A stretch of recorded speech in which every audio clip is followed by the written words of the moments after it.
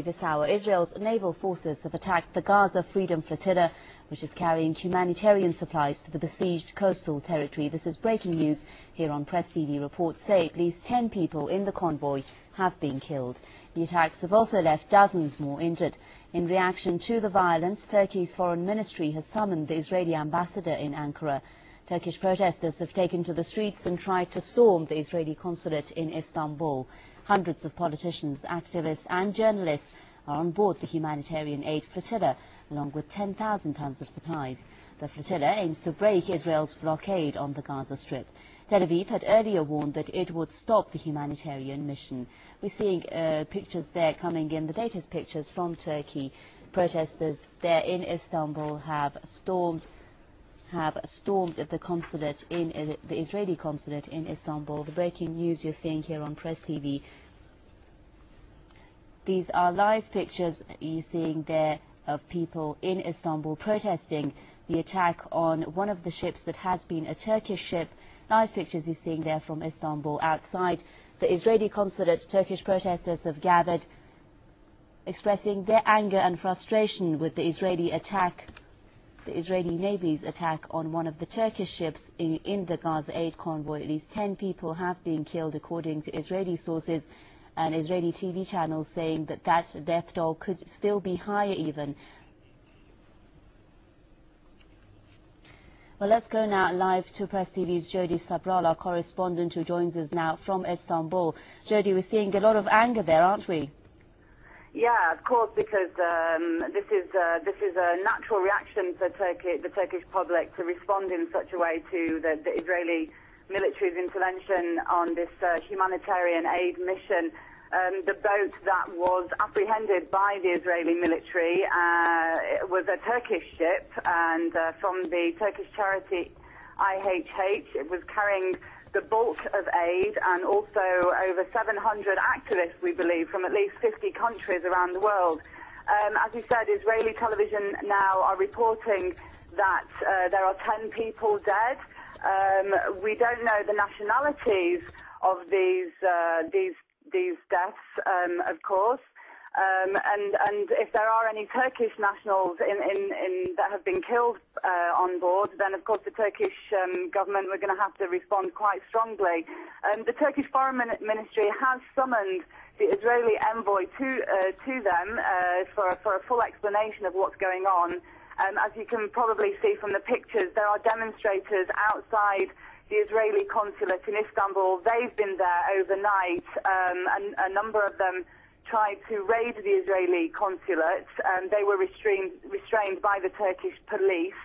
And we're also seeing pictures of demonstrators outside the ambassador's house, also being restrained by the police. But, you know, as I said, this is an extremely emotional issue for the Turkish public, and one that the police can probably sympathise with. I've just been listening to Turkish television, NTV, and they were speaking to an Israeli foreign ministry spokesman who has called this a provocation and not a humanitarian mission.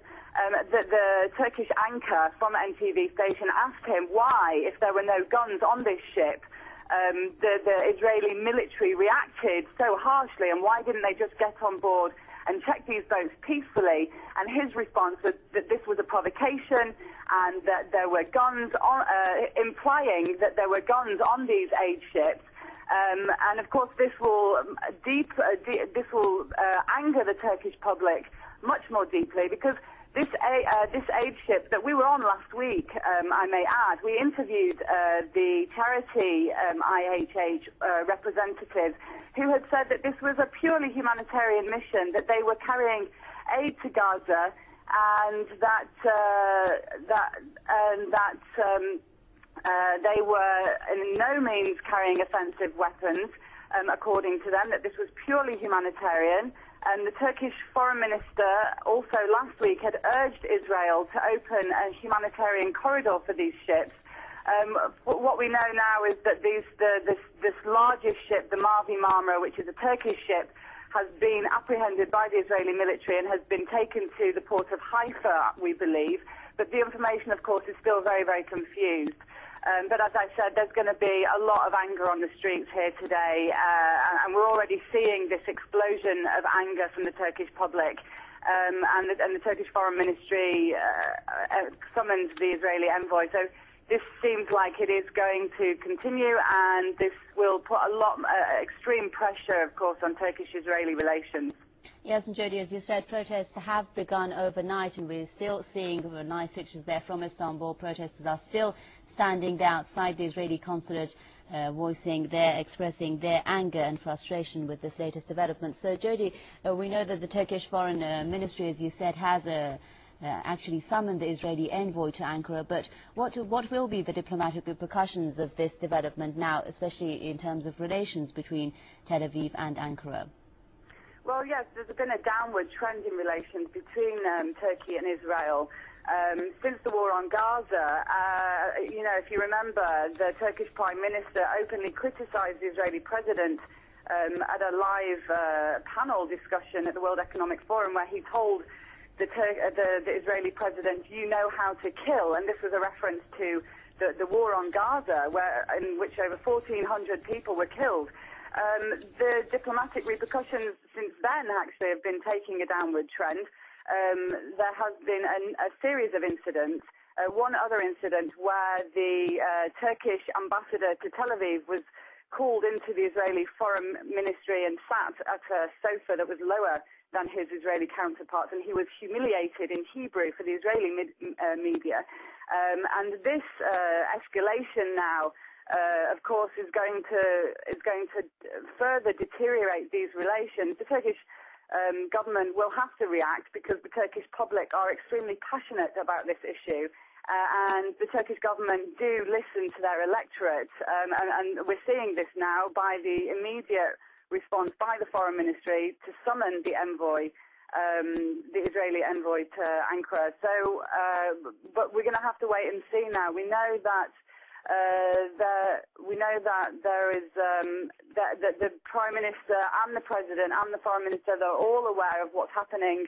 As I said, we're not sure of the nationalities of those who have been killed, and this could, of course, if there are any Turks involved in these casualties, and this, of course, will put extreme pressure on Turkey to respond quite harshly.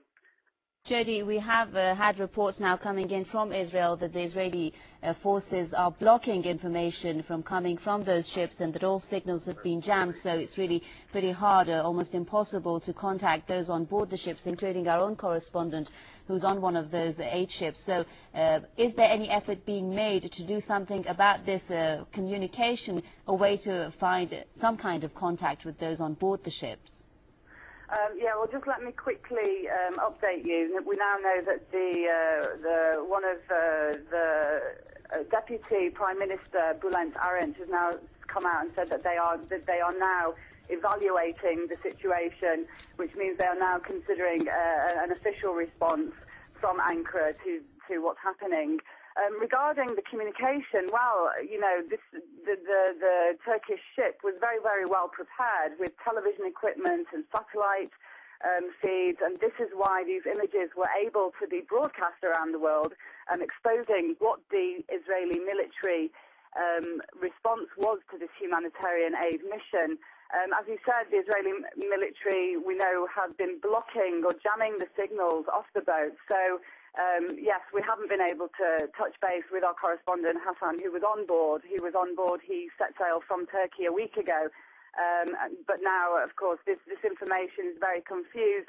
Turkish NTV channel, as I said, were just speaking to a foreign ministry spokesman from Tel Aviv, and they did ask him to confirm the number of deaths, and he was not able to confirm this at this time. He just continued to say that this was a provocation, not a humanitarian mission, which, as I said, will further deeply anger